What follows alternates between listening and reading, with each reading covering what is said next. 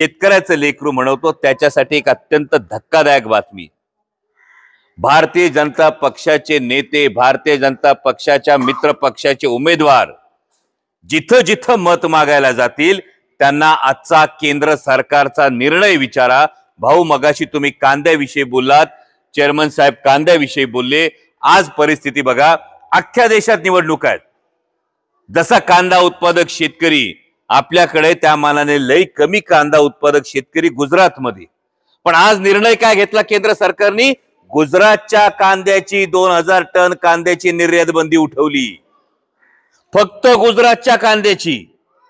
म्हणजे या सरकारला फक्त गुजरात मधल्या कांदा उत्पादक शेतकऱ्याच्या हितसंबंधाची चिंता आहे। तुमच्या माझ्या कांद्याची माती होती, तुमच्या माझ्या ताटात माती कालवली जाती, याच्याशी मोदी सरकारला काही घेणं देणं नाही। हे मोदी सरकारने आजच्या निर्णयावरून दाखवलंय। आणि जर मोदी सरकार फक्त गुजरातच्या कांदा उत्पादक शेतकऱ्यांसाठी निर्णय घेत असेल तर मग आपण पण त्यांना सांगू शकतो, मत मागायला बी फक्त तिकडे जा, इकडे येऊच नका।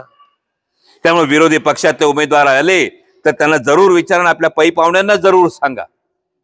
आधी एक तर 40-45 रुपये भाव मिळणारा कांदा हा निर्यात बंदी करून तुम्ही 10-12 रुपयांनी कांद्याला आता भाव मिळायला लागला। ही परिस्थिती असताना जसं तुम्ही म्हणाला खताच्या किमती वाढल्या, खतावर